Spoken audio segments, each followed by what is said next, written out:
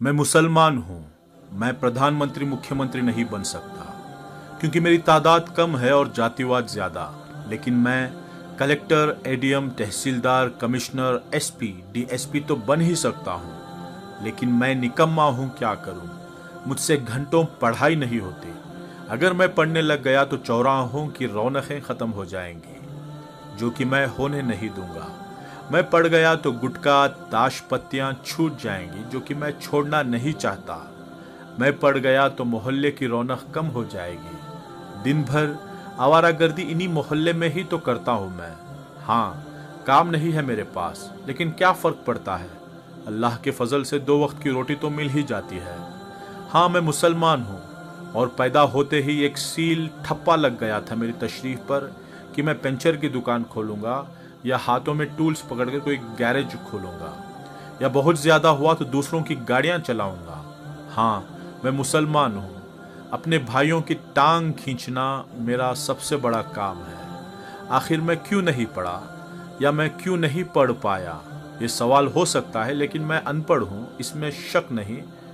हाँ, मैं मुसलमान हूँ और हिंदुस्तान में 30 करोड़ हूँ, लेकिन मैं ज्यादातर अनपढ़, गरीब, गंदी बस्तियों में ही हूँ। इसका दोष मैं दूसरों पर थोपता हूँ। मैं चाहता हूँ कि मेरे घर आंगन की झाड़ू लगाने भी सरकार आए। मैं मुसलमान हूँ। मैं 15 फीट की रोड को 8 फीट की करने में भी माहिर हूँ। फिर उस 8 फीट की रोड पर रिक्शा खड़ी करना भी मेरा अधिकार है। हाँ, मैं मुसलमान हूँ जिसका धर्म, पाकी आदा ईमान, तालीम अहम बुनियाद है, मानने वाला है, लेकिन मैं इस पर कभी अमल नहीं करता। मैं हमेशा सऊदी अरब, दुबई जैसे देशों की दुहाई देकर अपनी बड़ाइयाँ करता हूँ, लेकिन मैंने हिंदुस्तान में खुद पर कभी कोई सुधार नहीं किया, ना मैं सुधरना चाहता हूँ। हाँ, मैं मुसलमान हूँ। मैं अनपढ़ हूँ क्योंकि माँ बाप ने बचपन से गैरेज पर नौकरी में लगाया, और मैं गरीब घर से हूँ। बेहतर तालीम देने के लिए माँ बाप के पास पैसे नहीं थे, और मेरी कौम तालीम से ज़्यादा लंगरों पर तवज्जो देती है। वो खिलाने पिलाने को ही सवाब समझती है। मैं मुसलमान हूँ। मैं खूब गालियाँ देता हूँ। मैं रिक्शा चलाता हूँ, दूध बेचता हूँ, वेल्डिंग करता हूँ। मैं गैरेज पर गाड़ियाँ सुधारता हूँ। मैं चौराहे पर बैठकर सिगरेट पीता हूँ, गांजा पीता हूँ, ताश पत्ते खेलता हूँ, क्योंकि मैं अनपढ़ हूँ। और मैं अनपढ़ सिर्फ 2 वजह से हूँ। एक, माँ बाप की लापरवाही। दूसरा, कौम के जिम्मेदारों की लापरवाही। माँ बाप मजबूर थे, लेकिन मेरी कौम मजबूर ना थी और ना है। मैंने आंखों से देखा है लाखों रुपये शादियों पर खर्च करते हुए। मैंने आंखों से देखा है लाखों रुपये खवालियों पर उड़ाते हुए। मैंने आंखों से देखा है बेइंतहा फिजूल खर्च करते हुए। काश मेरे माँ बाप या मेरी कौम मेरी तालीम की फिक्रमंद होती तो आज मैं प्रधानमंत्री या मुख्यमंत्री ना सही, लेकिन मैं आज कलेक्टर, एडीएम, कमिश्नर जैसे बड़े पदों पर होता। बिना वोट पाए भी लाल बत्ती में होता, या कम से कम मैं डॉक्टर, इंजीनियर, आर्किटेक्चर या जर्नलिस्ट या एक अच्छा बिजनेसमैन तो होता ही।